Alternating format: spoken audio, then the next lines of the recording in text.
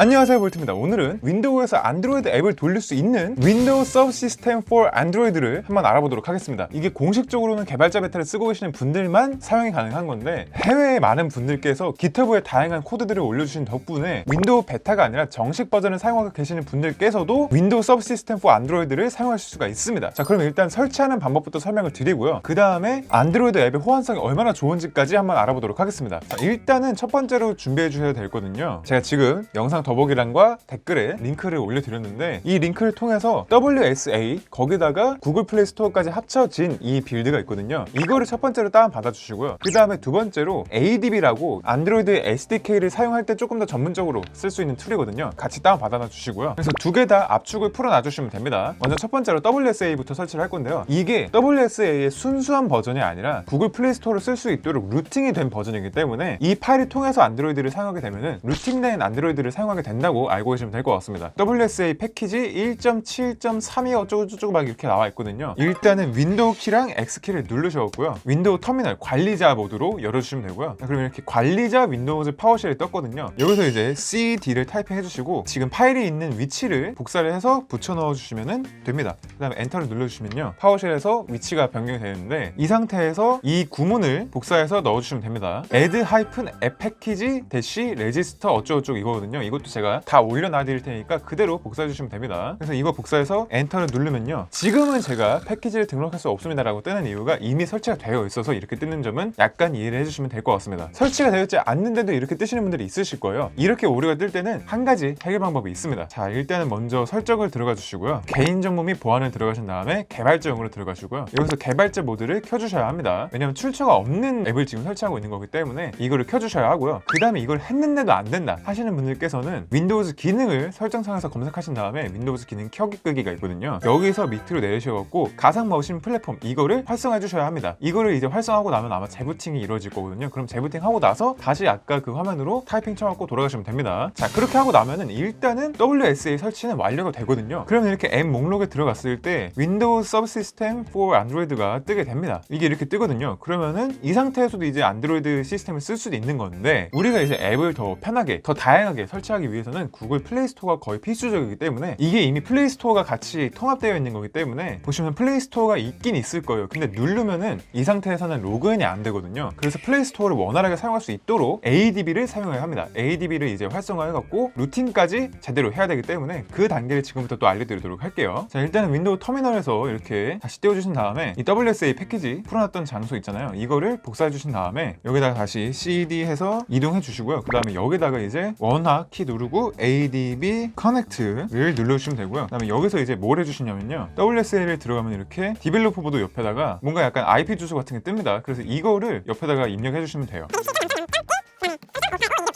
엔터를 쳐주시면은 이렇게 지금 뜨긴 하는데, 저는 이미 ADB 연결이 되어 있고 막 다 해놓은 상태라서 이렇게 뜨는 거고요. 이 상태에서 이제 ADB 인스톨을 눌러주시고 아까 ADB 풀어놨던 이 장소에 가서 경로 복사한 다음에 엔터를 눌러주시면은 지금도 오류가 뜨긴 하지만 어쨌든 인스톨 될 겁니다. 그 다음에 이제 파워쉘을 다시 열어주시고요. ADB 쉘을 쳐주시고요. 그러고 나서 SU 그리고 set impulse 0 이거를 쳐주시면 끝납니다. 그러면 이제 완벽하게 구글 플레이 스토어까지 쓸 수 있는 윈도우 서브시스템 for 안드로이드가 되는 거죠. 바로 어떻게 작동되는지를 보여드리도록 할게요. 이 윈도우 서브시스템 for 안드로이드 자체를 키게 되면요, 이거는 설정 창이고요. 그래서 여기서 파일즈를 누르면은 파일 창이 뜨는 거고요. 그 다음에 턴오프도 있거든요. 꺼버리면은 현재 실행되어 있는 모든 앱 자체가 꺼지고요. 만약에 뭔가 오류가 발생했는데 앱이 꺼지지 않는다, 아니면은 그 오류 때문에 앱이 다시 켜지지도 않는다 라고 할 때 이 턴오프를 해갖고 완전하게 다 꺼준 다음에 다시 시작하시면 됩니다. 이 상태에서 사실 사용하기는 조금 어렵잖아요. 그래서 개인적으로 추천드리는 방법은 플레이스토어를 들어가서 런처 앱을 까신 다음에 사용하시는 게 훨씬 더 편합니다. 일단은 플레이스토어를 가서 구경을 해볼까요? 스타팅 윈도우 서브시스템 for 안드로이드 해갖고 처음에 좀 돌아갑니다. 근데 이 처음에 돌아갈 때 시간이 좀 상당히 걸려요. 이게 아무래도 안드로이드용으로 나온 구문을 윈도우 CPU에서도 실행할 수 있게끔 만들다 보니까 조금 변환 시간이 걸리는 것 같습니다. 구글 플레이스토어에 들어오면은 노바 런처, 제일 유명한 런처죠, 설치해 주시면 됩니다. 저는 저는 이미 설치를 했기 때문에 바로 열어보도록 할게요. 이렇게 열면은 정말 그냥 스마트폰 런처 같은 화면이 나옵니다. 물론 약간 좀 다르다고 하면은 배경화면도 기본적으로 없고요. 그 다음에 레이아웃 자체가 살짝 이질감이 들긴 하지만 어쨌든 이렇게 런처를 띄워서 쓸 수 있다는 게 굉장히 편하고요. 물론 런처가 없더라도 윈도우 상에서 이렇게 앱이 안드로이드 앱과 윈도우 앱이 구분 없이 그냥 다 뜨고 있기 때문에 거기다가 이제 여기서 검색도 할 수 있는 거죠. 페이스북을 치면은 바로 이렇게 그냥 앱으로 뜨기 때문에 윈도우에서 안드로이드 앱을 그냥 자연스럽게 실행할 수 있다는 아주 장점이 있습니다. 자, 그러면 제가 설치한 앱들을 조금씩 보여드리면서 설명을 드리도록 할게요. 일단 첫 번째로 CPU-Z를 통해서 성능을 좀 알아보도록 하겠습니다.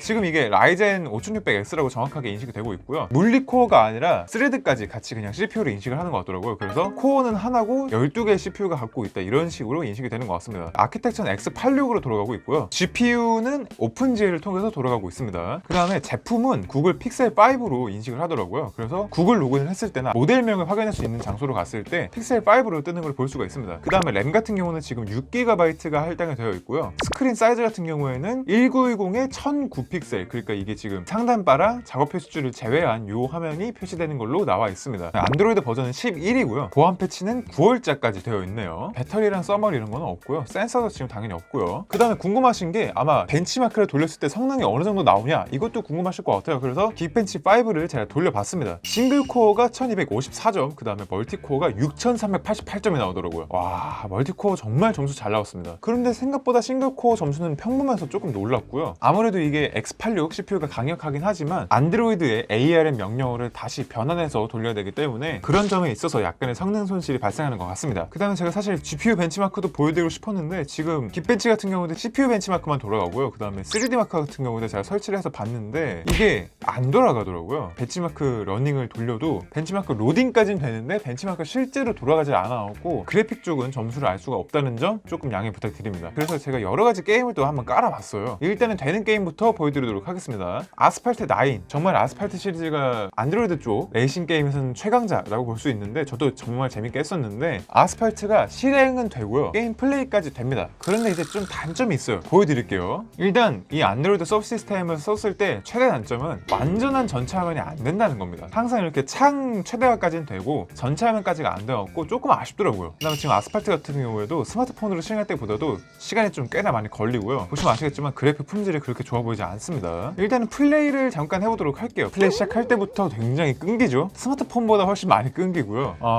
정말 프레임 드랍이 너무 심하고 그래픽 품질도 그렇게 좋지 않습니다. 그 다음에 이게 원래 키보드로 움직일 수 있거든요. 지금 보시면은 키보드로 안 움직여지죠. 제 맘대로 안 가고 그냥 일직선으로 가서 부딪히는 것밖에 안 됩니다. 굉장히 단점이라고 저는 생각을 하고요. 일시정지를 하고 제가 보여드릴게요. 컨트롤을 눌러갖고 보면은 지금 이미 키보드로 되어 있어요, 이게. 그래서 키보드로 작동이 돼야 되는 게 맞거든요. 키보드 키도 다 뜨고 제가 키에 맞게 지금 입력도 했는데 안 돼요. 키가 안 먹어요. 그래서 많이 아쉽습니다. 그래서 아스팔트는 그냥 뭐 약간 데모도 아니고 돌아간다 라고만 보시면 되지 게임 플레이는 어렵다 라고 말씀드릴 수 있을 것 같고요. 그 다음에 두 번째 게임을 한번 돌려보도록 할게요. 두 번째 게임은 쿠키런입니다. 쿠키런은 이제 키 2개만 있으면은 되기 때문에 굉장히 좀 간단하고 아마 될 가능성도 높겠죠. 아까 아스팔트보다는 조금 더 쾌적한 모습입니다. 기본적으로 터치 조작하는 게 점프랑 슬라이드가 있잖아요. 점프는 D고요. 슬라이드는 J입니다. 그래서 두 개 갖다가 조작을 해주시면 되고요. 쿠키런 같은 경우에는 스마트폰으로 하는 것보다 쾌적한 것 같아요. 프레임 드랍이 거의 없고요. 그래픽 자체도 굉장히 깔끔하게 잘 나오고 있기 때문에 정말 플레이를 하면서 자연스럽게 잘 되고 있습니다. 원래부터 PC 게임이었던 것처럼 굉장히 부드럽게 잘 되고 있어요. 쿠키런의 형제 게임이죠. 쿠키런 킹덤을 또 한번 보여드리도록 하겠습니다.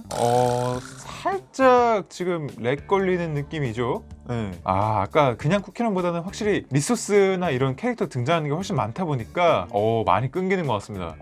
지금 굉장히 렉이 너무 심한데요? 실사에 좀 무리가 있을 정도로 렉이 좀 심합니다. 일단은 플레이를 해봐야겠죠. 쿠키런 킹덤 같은 경우는 이제 5가지 클릭을 해서 쿠키를 내보내는 방식인데 1, 2, 3, 4로 매핑이 되어 있는지 한번 해보도록 할게요. 1, 2, 3, 4, 5.